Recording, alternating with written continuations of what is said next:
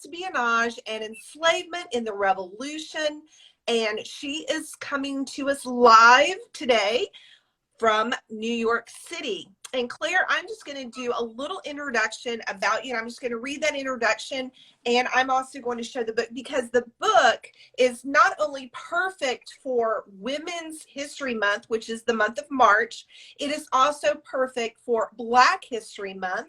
And the foreword of this book was written by Vanessa Williams. And we'll get to that in a few moments.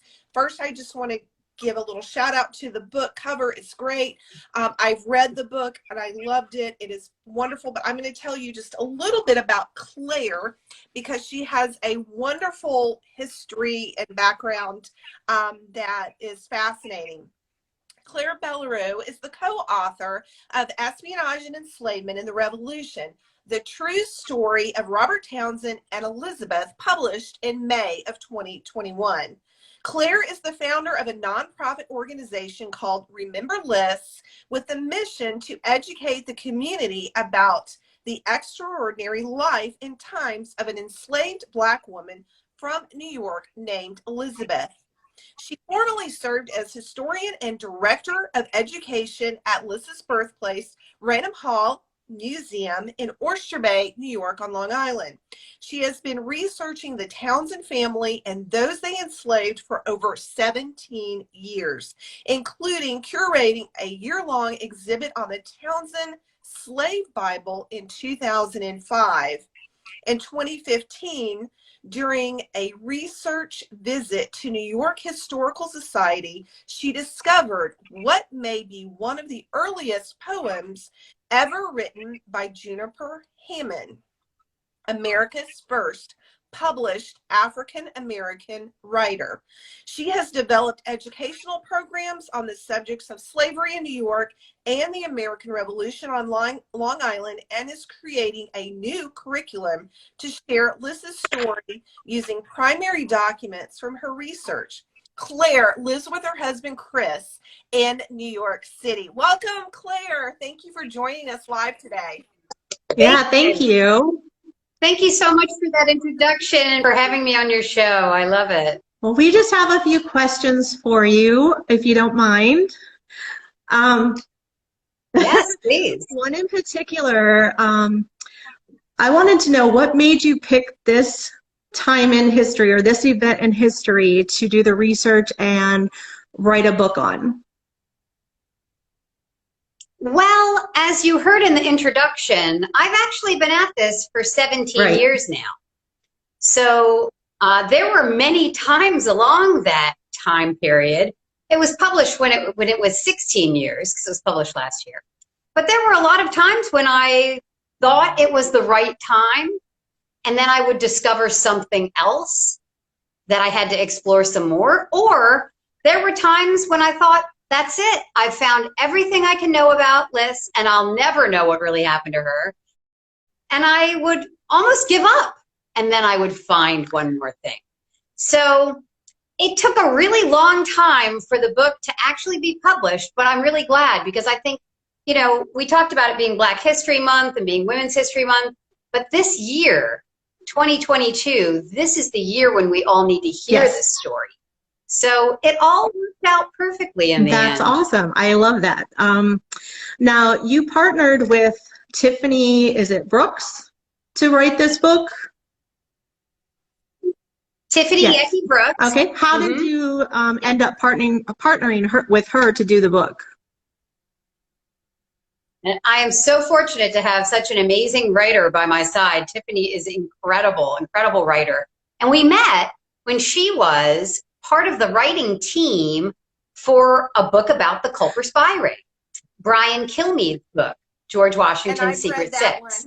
So when she was a writer and researcher, on that project, I was a historian that she reached out to multiple times for facts about Robert Townsend. Oh, that's awesome. And so we connected that That's great. Now, I knew that I needed a great writer, because I had never written a book before. Even though I love to write, still I knew that was a real thing, to be a book writer. You know, you don't want to mess that up. And I was so dedicated to getting Liz's story right. I really needed a partner. And And I remembered how much she knew about the Culper Spy ring. She had just become a mother, and I really wanted a mother to be a co-author for Liz's story, a woman and a mother. And Tiffany said yes. That's another big part of it. I approached other people who did not say yes, but I'm so glad that she did, because she has spent years helping me tell this story. Awesome. You know, and now we're writing together again. We're writing a version of the book for 4th, 5th, and 6th graders that's also called Remember Oh, This. I love that. I was just going to ask you if you had any new research projects or anything like that coming up. You know, I've been researching more about Liz since the book came out, and I've actually discovered a few new things which are really exciting. And those will be in the student version. And then we'll probably do a new edition of the book that can include some of these new discoveries. But that's what I'm working on now, because when you learn about slavery and the Revolutionary War in your elementary school and middle school years, I want kids to learn it right. Right. You know, I don't want Black History Day to be a 1 month or a 1 day when they're going to learn about our country's founding and the contributions of people like Liz. I want it to be through the whole grade. Right, exactly. You know? That's awesome. Well, I know Perry has a bunch of questions for you too. I also wanted to show you my espionage candle. I don't have it burning right now, but it was making noise. Nice. But it is 729, which is the code number for Setauket, New York, which Benjamin Talmadge gave when he was giving out code numbers for words and for people. And I bought that from Three Village Historical Society in Setauket. Well, I ordered it online, but I have been to Setauket to do the actual Culper Spy Ring tour, and I did a private tour with Margot Asiri back in June. And I had originally gotten interested in Washington spies because my DAR chapter that I'm a member of was actually reading historical fiction, and we were reading a book called 355, which is, of course, fiction. And as I'm reading that book for my DAR chapter, I'm also watching Turn at the same time. And so I'm watching Turn. I'm becoming more and more engrossed in the story, almost to the point of being obsessed with it, to the point where I've got to go to Setauket, Long Island, and I've got to take this tour. And we went, and since then I have read everything I can get my hands on that has anything to do with Washington spies and the Culper Spy Ring. And I kind of feel like I've become almost a little bit of a scholar or an expert. And I wanted to, and when I was in Oyster Bay in August, I went to Raymond Hall and I toured it.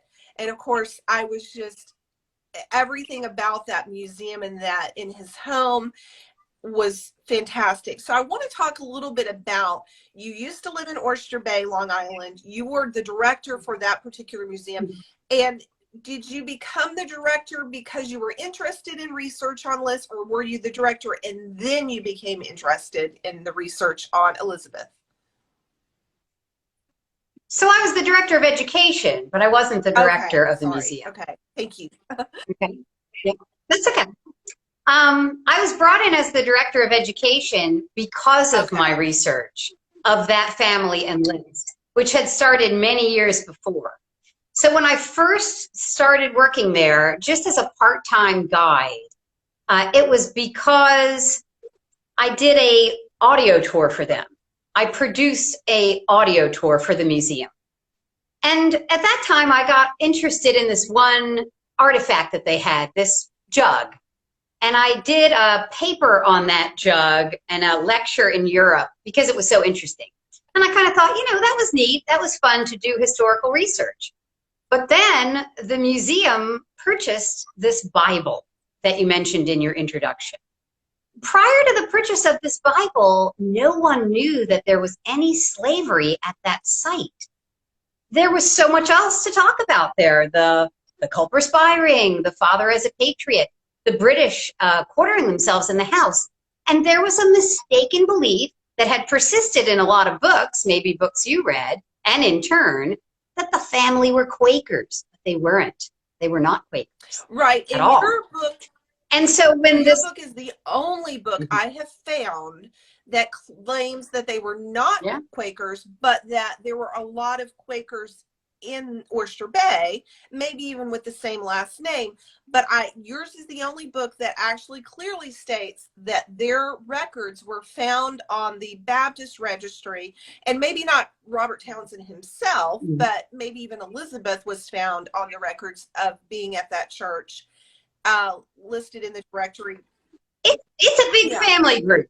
I mean, just like there are large families, and not everyone in the family has the same faith community, right? Like you could have an aunt that might be one thing, and an uncle that might be another, and a cousin that might be something else. The idea that this family were Quakers for all time really is a confusion that started back in the 1600s when the earliest Townsends to come to Oyster Bay, these three brothers, were not Quakers themselves, but they were so helpful to Quakers who were being persecuted by Stuyvesant that Quaker connection was made at that early time, and it just kind of spilled forward, kind of with the telephone game sort of problem. But you know, most books about the Culper Spy Ring are incorrect. Almost all of them. Yep. The only one that I would really say is a standout correct book is Bill Blier's book, George Washington's Spy. What is that? Bill Blier was very, very consistent about being truthful about what is a true thing and what is a legend. There are a lot of legends, and they're a lot of fun to talk about, but they're not the same as the truth. Right. And I tried in my book to be very transparent about when something is something that's probable or possible and when it's really proven. Right. Okay. For instance, the whole Anna Strong thing with the clothesline, it's a wonderful story, and it's a lot of fun to think about. But there's actually no proof that it ever happened. It's a modern era legend that only cropped up in the 1930s for the first time. And it actually isn't supported by the method of the Culper Spy Ring. That isn't actually how they operate. So for a lot of those reasons, I don't include that in my book. And that's another whole story, which is it's a wonderful story, and I know that the Strong family loves that portion of the history of it. I have been, obviously, like I said, I was on the tour with Margot. But when you how did you connect with Vanessa Williams? Vanessa Williams, former Miss America from 1984. How did you connect with Vanessa Williams on writing the forward? And I know that it says in the forward that you guys met at an event in Oyster Bay. And did you ever find a family connection that might have connected her to Liz, or is it just family from Oyster Bay that she has connections with that go back to the 1600s? Yeah, we haven't found we can't know about genetic connections with Elizabeth because she has no last name. So unfortunately, people who are only a first name, it's very hard to trace them going forward. There are African Americans with the last name Townsend who can trace their ancestors back to the era of slavery. And Vanessa Williams, as far as she can see, is not related to them either. But she does have ancestors that were from Oyster Bay who were members of early families of Oyster Bay, and they can trace their line back to the time of slavery. So she isn't just a person who cares about Liz and is interested in helping get Liz's story out. Her background is from the same town, right, and leading back to the time of slavery there. Right. So someone who is a blood relative of Vanessa Williams might have walked right along the street with Liz. Right. They would have known each other. Some of her ancestors would have probably known each other. It's possible. Mm-hmm. It was a very small community. It still is. And so I was just very fortunate to meet her. She was in Oyster Bay to dedicate a historic Black cemetery in the town, or in the outskirts of the town. And anybody who reads my book, when you read about chapter 1, this is an area called Pine Hollow, and it figures largely in the history of a whole community of free Black people who live in Oyster Bay. The first slave freed anywhere on Long Island lived in that area, Pine Hollow, when he was free, a man named Tom Gall. And he was enslaved on the same property where many years later, Liss would live as a slave. Raynham Hall, that land. Right. It's a wonderful museum. How many years were you the director of education at Raynham Hall in Oyster Bay?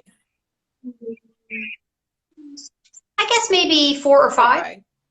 And so when you lived there in Oyster Bay while you were working there, now you live in New York City, but you're still working on writing some new material for 4th graders. And tell us a little bit about your nonprofit and how that is going to work, how people can get involved in your nonprofit, and how going forward you see that in the future for that particular organization. Yep. It's exciting to talk to you about this because really you're one of the first interviewers that I've been able to talk to you about this, because it just was formed. Literally just this month, it was became a legal entity. And we're still going through some paperwork to become a 501c3 and start to accept donations. So right now it's more about awareness. But Liss, I consider Liss to be a new founding figure. We've heard a lot about founding fathers in the past, and these are the people who we think of when we think of the founding of America. But I'd like to expand that and start to call them founding figures and count Liss as one of those people. She and her story are so unique. It is so unusual to know about the life of a woman of color in America's founding period. Not just to know about one moment in a life, but to know about an arc of a life story. And hers is so interconnected with the historic figures and events that you already know from learning about them in school. So Liss can not only tell her own story through this foundation, but you can learn about America's founding and include all those members of people of color who have been excluded. She can be their representative, and you can see America's founding through her eyes and begin to populate your imagination with people of color, because it was about 16% of the population of New York who were enslaved people of color. And so that's a lot of people that we've just been erasing from the story. Right. Okay. So my nonprofit will be working with schools. We'll be publishing this student book and working on curriculum and getting some really creative activities going for kids so that they can really begin to interact with real primary documents and begin to understand their country's founding in a new way. That sounds awesome. In the story, we know that Elizabeth was in the home when Colonel James Simcoe of the Queen's Rangers had occupied the Townsend home. And we know that Robert Townsend was already in Manhattan running his store, which might have been across the street from Rivington's paper, the Gazette, and the British Coffee House, where he was able to get information. It was across So from while this. she was in the home and Colonel Simcoe had occupied it, he had a meeting with John Andre. And of course, John Andre was head of the espionage leadership for the British. And John Andre... Yeah, Andre actually stayed in the house for a couple of weeks. He was there on a little mini vacation with Simcoe. She was able to overhear a lot of what was going on. And of course, John Andre was negotiating with... Yes. Okay. Let's back up. He hadn't started negotiating with Benedict Arnold yet. This is where some of the history books get it wrong. The time when Simcoe was in the house was 78 over the winter to 79. It was in that 79 springtime when Andre came to stay for a few weeks. And when Andre left the house in the spring, early summer of 79, that was when he started talking to Benedict Arnold for the first time. But the treason plot itself wasn't until a whole year later, in the fall of 1780. So she got to know Simcoe really well, and then he helped her escape. Right.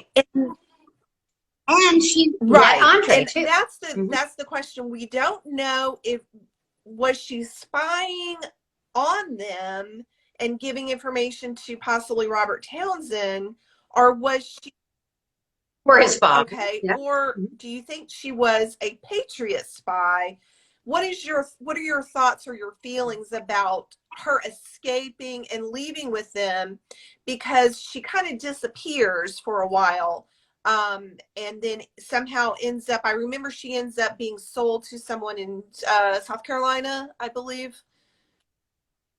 After the war, yeah. During the time when Robert was a spy, she escapes with Simcoe, and Robert wrote to his father a very unusual letter where he said, I know where the Queen's Rangers are. Now, they were on a secret mission, so he shouldn't have known where they were.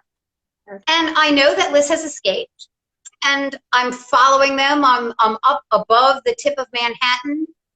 I might even talk to some of the Queen's Rangers officers and ask them about Liz and where she might be. Then he turns his whole point of view around in this short letter and says, but Dad, don't think you're going to get her back. You'll never see her again. Don't even look for her. Don't even try to get her back. In fact, all that money that she is worth, because she was his father's property, write it off.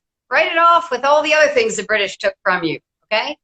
Then at the end of that letter, he makes a point of saying, I am surprised that Colonel Simcoe would permit her to go. He certainly must have known it when they left Oyster Bay. I am, dear sir, your dutiful son, Robert Townsend. And so this almost seems like a letter that was created to hang on to in case they needed to point the blame at Simcoe and could bring this letter out later on. It also seems to contradict itself in a lot of ways. And I'd like to just add to that another layer. They never sought Liz as a runaway. And that was the typical thing to do. When your enslaved person who was very valuable to you would run away, you would place an ad in the paper. Now, they were very sophisticated merchants, the Townsends. They placed ads in the paper for their business all the time. So that wasn't an uncommon thing for them to do, but they never put a runaway slave ad for her. Now later, Robert, who said to his dad, you'll never get her back again, he buys things for her and makes a note of it in his ledger. 2 occasions he buys small things for Liz and writes down that he does so in his ledger book. After the war, she came to him and said, I don't want to evacuate with the British. Will you buy me back? Will you buy me back again? Now, he had already started to move away from slavery as something he believed in. He had hired a white maid to keep his household for him, and a paid white person. But he took her in. She was about 3 months pregnant at the time. She gave birth in his bachelor pad in Manhattan on Peck Slip, a place he shared with his brother and cousin. And that's a pretty unusual situation, you know? But you're right, something else bad happened to her. He resold Liz and her baby son, who was about 6 months old after the war, to a widow who they all knew, a woman named Anne Sharwin, who had recently become a widow. She knew Liz already, and Liz agreed to be sold into her household.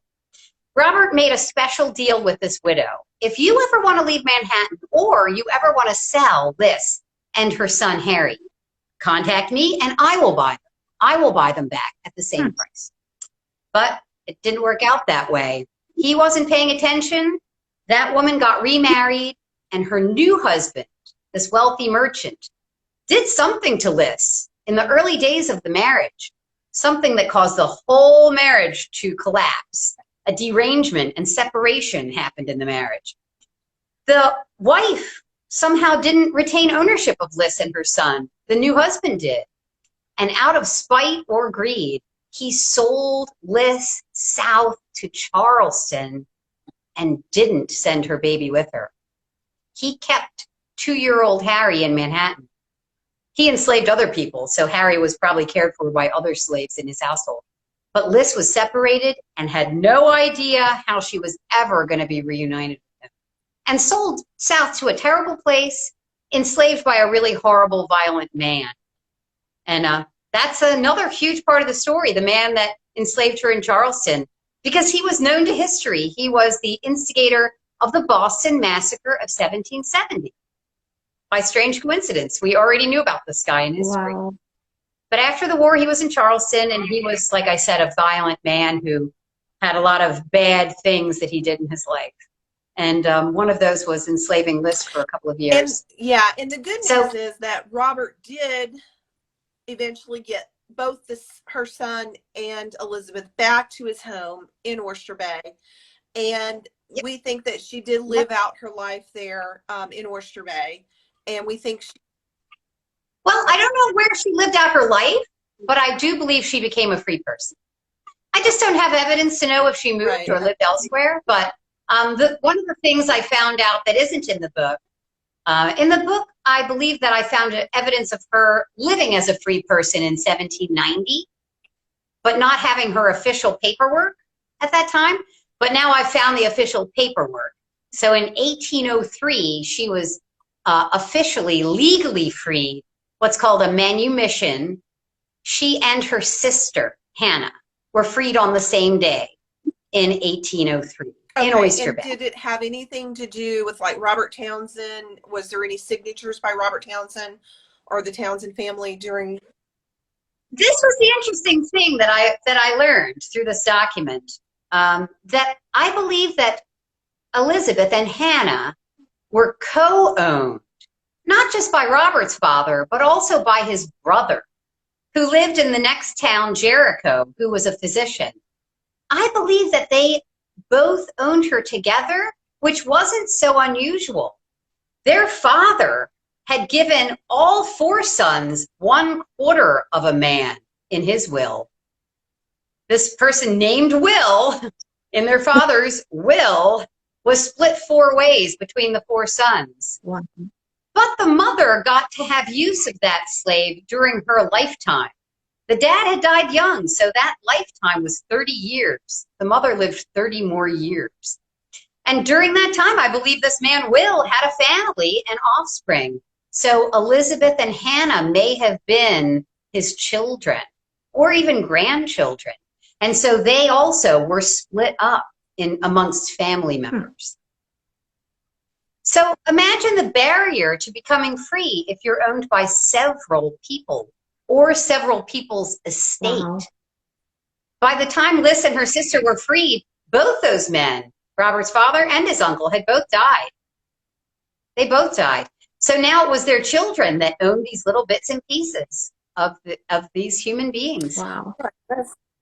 And the people who freed her were the uncle's remaining heirs, a son and a son-in-law. They were the ones on the signatures of that. The last 2 that we. Interesting. Okay. And of course, we know that Robert Townsend was the Culper Spy ring. All of them that were involved were so secretive as to their missions and what they were doing that no one suspected anything. And Robert Townsend, of course, never said a word. He never married. And they found a red British officer's jacket hanging, I think, in his closet. He had been a sentry, and he would post outside of one of the officers' homes. So he played the whole part of being a Tory really well. Not just playing a part in a small way. He helped to organize and joined a British volunteer company in Manhattan. So think of it as like a neighborhood watch group where private citizens are going to do little extra jobs for the British to show how loyal they are.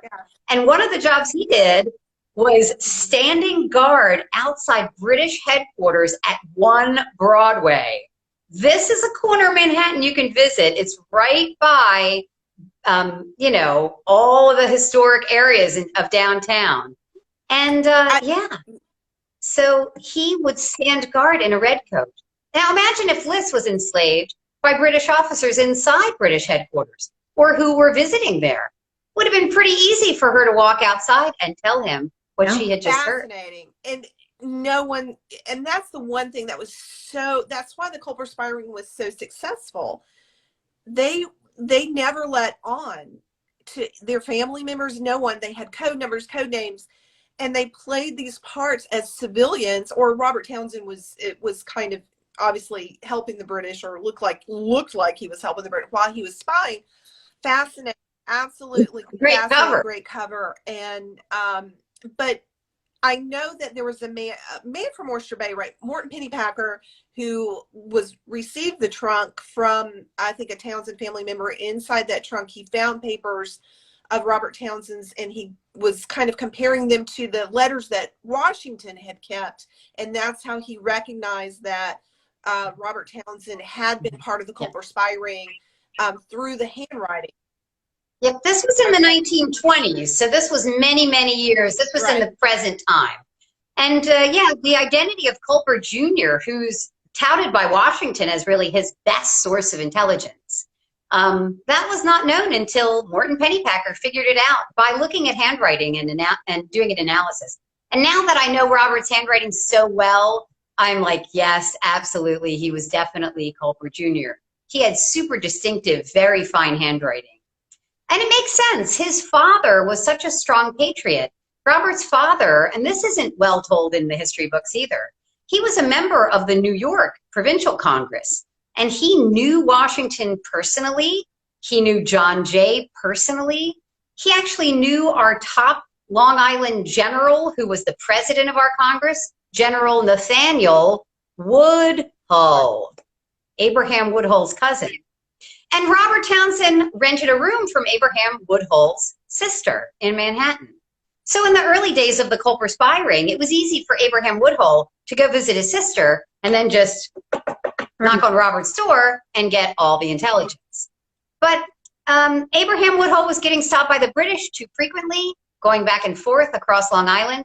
And that's why Robert was really asked to become lead spy. And lead spy is what he really should be considered, because Manhattan was the source of the intelligence. Setauket was only important because it was so far away from Manhattan, so far in the boonies and out in the middle of nowhere. That wasn't, Turn made it seem like that was the headquarters, the beehive of everything. Actually, the Queen's Rangers did not go to Setauket. They did not encamp there. They encamped 3 times in Oyster Bay, and every time Simcoe stayed at the Townsend's house. Okay. So that was just done wrong. Simcoe go in search of Abraham Woodhull, and he, okay. Yep, one time. Because he was suspicious. On one occasion, he got information that there was a spy in Setauket named Woodhull. Now, very lucky for Abraham, that is the exact time when he was in Manhattan recruiting Robert and convincing Robert, who I think had been his informant, to take over the job as lead spy. So just coincidentally, right when Simcoe went to look for a Woodhull, the real Woodhull was talking to Robert in the city. And so Simcoe interrogated his father instead and beat him up, trying to get the information out of it, because his intelligence was so strong that this man Woodhull was a spy. He was sure of it. And so he did. He interrogated him and he beat him up. And the father didn't know his son was a spy, so he didn't admit it. And Simcoe went away and didn't catch Abraham Woodhull. Robert thought he was going to get caught, especially when Benedict Arnold came to Manhattan. Right, because he was pretty sure he was going to get caught. Definitely aware of spies in Manhattan at the time. So there was a lot of, he was trying to find them. And I think he was, even one of them that was the tailor, Hercules Mulligan. Yeah, he got arrested. So, yeah. He was let go eventually, but he was initially arrested by Benedict Arnold. And Robert even says in one of his spy letters that he knew many of the people. He was close to many of the people who got arrested. So what he did was he left town. He left Manhattan for about 3 months. And he just went into hiding. And when he came back, he dissolved his business partnership and moved his whole store from kind of the center of Lower Manhattan to way off on the edge, Peck Slip near South Street Seaport. And no more communicating in letters after that. No more ads in the newspaper after that. But Liz knew where he was, because that's where she went to ask him for help at the end of the war. And so right when he became lead spy, that's when Woodhull wrote this one letter where he mentions 355. He doesn't say that there's a person who's joined the spy ring called 355. He doesn't say this is a woman, a lady, who's going to be with them for all time, who is a full-fledged member. He just says, with her assistance, she'll outwit them all. But the timing of it does perfectly line up to when Elizabeth came to Manhattan. And if she was enslaved by a high-ranking officer and Robert had contact with her, she would have a good way of outwitting the British by being an enslaved person, by being, in essence, invisible. I have a three. So I offer that as a very good probability or possibility, but it's not provable because they didn't write down. Right. I have a 355 magnet on my car. But yeah, I know it's very controversial, and everybody talks about who is Agent 355. I know it's always a topic of interest. I think that we have to make space, right? We have to make space in our imagination and in our thoughts for people of color to be part of our story. So if we're going to say that we can't know for sure, but if we have a person who's a woman of color who's got some great facts that we do know that line up well, I'd just like to push her to the top of the list. Let's get her up there at the top. Instead of having a bunch of people up there who are rich or super privileged. I mean, let's make room for the story of a person that really had to fight every day for their freedom. Yes, and your passion for the research and for just championing this program and for Liz is absolutely wonderful. So we applaud you. Yeah. For doing that, and we appreciate you for doing that, because when more people, you know, have a passion and an ability to be able to share with others information that they wouldn't necessarily know, it is absolutely wonderful. Your book is my favorite book for the American Revolution, Culper Spy ring story. It is absolutely fabulous. And I am always telling people about it. I'm like, this is the best book. If you want to read about the Culper Spy ring, if you want to read about Long Island and the British occupation in New York during the American Revolution, this is a fantastic book, because you have done so many years of research to be able to put this together and are still doing research to this day. Hey, you know, there's a lot of footnotes in the back of that book, right? Like the whole back section is nothing but footnotes. I tried to be really intentional and to prove what I say, or to let the reader know when I'm making a connection. And did you know what I mean? See all of, I know that Washington kept about, I believe there's 190 letters that Washington kept in his possession that had to do with the Culper Spy ring, even though the Culper Spy. So I've identified 193, maybe 194 of them. And what I did as a researcher was I made a record of every one of them. And then as you look at the image of the letter itself, I made a transcription so that I can read through the Culper letters in chronological order. And that's another, you know, thing that we may publish through the foundation, is the Culper Spy letters in order transcribed, so that other people can just read them. Because if you look at the Culper Spy ring and you're not reading the Culper Spy letters, you're missing the whole thing. This isn't a story about 20 million people all sneaking around. This is a story about two people, Culper Jr., Culper Sr., two men who both went by the name Culper, writing letters back and forth and trying to get them around to Washington through couriers. So there are couriers moving letters, getting them across the water, and then taking them to Washington. But if you want to talk about who the Culper Spies are, there's only two, Junior and Senior. That's it. And everybody else in between is a courier. Benjamin Talmadge was kind of heading that program up, though. Oh yeah, he's the head of the spy ring. He's directing everybody, right? But he's writing letters back to the Culper spies. Washington is writing letters back to them.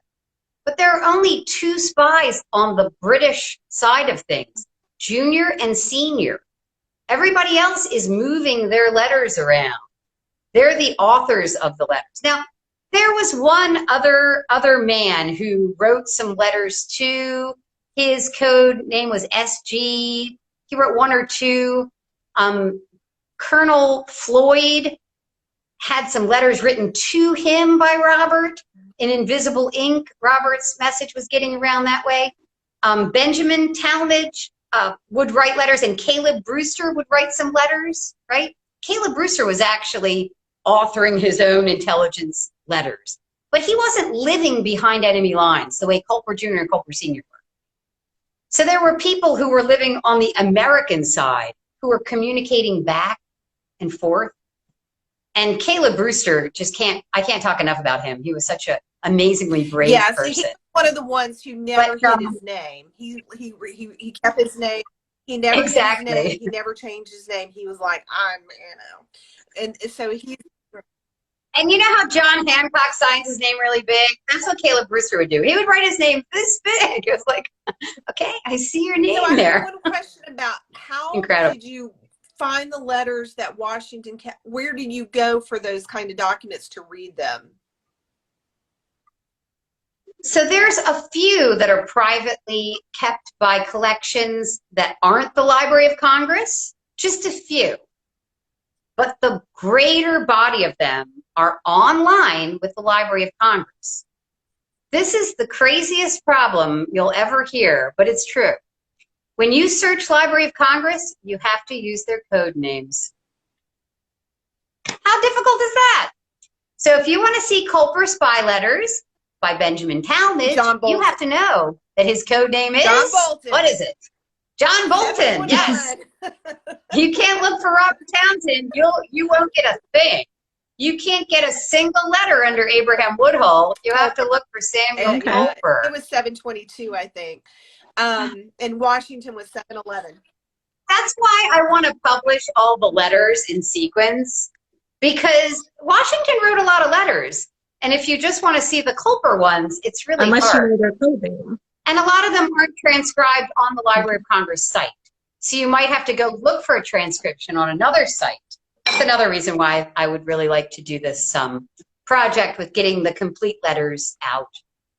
And every once in a while, a new one crops up. Last summer on Long Island, they found another one that had been in the ownership of a museum, Three Village, but they just didn't know they had it. It was in their collection since the 1950s. And literally during COVID, they were just tidying up and trying to make sure all their records were under control. They were like, what? It had code numbers in it. It was a lot of fun. I got to be part of the group of historians that they reached out to help them interpret it. So it's the only Culper Spy letter written to Robert. Now you know why that is, because Robert destroyed them all. He destroyed every letter that he got because he didn't want anybody to find them on him. But this one didn't get to him. This one happened when there was a meeting that was scheduled that he did not attend. He was supposed to show up for a secret meeting and he didn't show up. So the letter went back. That's why that one still exists. Wow. So Mandy needs to probably watch Turn on Netflix now so she can kind of get a little bit of, I know but it's so fun. I know it's not exactly accurate. I understand. It's not exactly It's so inaccurate. Hollywooded up and all that stuff. But but the guys they make Simcoe the villain. I know. They make Simcoe the villain. He was not a villain. Right. If you care about Black history, you cannot let him be your villain. Yeah. Yeah. But Colonel John Graves Simcoe literally was responsible. You froze. I like you're frozen. You're frozen for just a few seconds. Uh-oh. But anyway, Turn is very Hollywooded up, but it's still fantastic. You can hear me? Oh gosh. Well, I can see. Can you see me? But you're frozen. But that's okay because we still hear you. Oh, and shoot. I do want to talk about the painting. There you go. Tell us about the painting behind you. Tell us a little bit about that. This? Because that is on the cover of your book. This is a modern artist interpretation of this. an enslaved person would not have been painted in a portrait, unfortunately. And that's a big problem because we're so visual. We really want to see a person in a photograph or in film footage or even in a painting, where it's really hard for us to make that mental connection. And so I worked with a wonderful young artist from Colorado named Lindsay Levine. I talked to her extensively about what I believe is true about Liz and showed her my research. And she painted this painting for me so that I could create a visual for people. So I believe that Liz was about 17 when she escaped. And I believe she really had a lot of personal charisma and possibly beauty. She was a very confident person. She was a great, it says she was fond of company and that she wasn't afraid to talk to British officers. So she had a lot of personal power. She showed a lot of agency in her life to try to take her future by the, by the horns, try to drive her future and gain her own freedom. So she must have been a very brave person and a very smart person too. And so this is definitely just an artist's interpretation, but we need that. We need to have something to put in our imagination. Yeah, I'm a very visual, person, and I love that painting. Well, I do too, and I like having it over my shoulder when I'm giving an interview because I don't want people to focus on me. Right. I'm not the story. Right. She is. Well, we cannot praise your book enough. Espionage and Enslavement by Claire Bellerjeau and your co-writer, Tiffany Brooks. Yaki Brooks is the co-author, and we cannot praise your research enough and your passion for just bringing this history to life for everyone. We have probably run over our time, but there is so much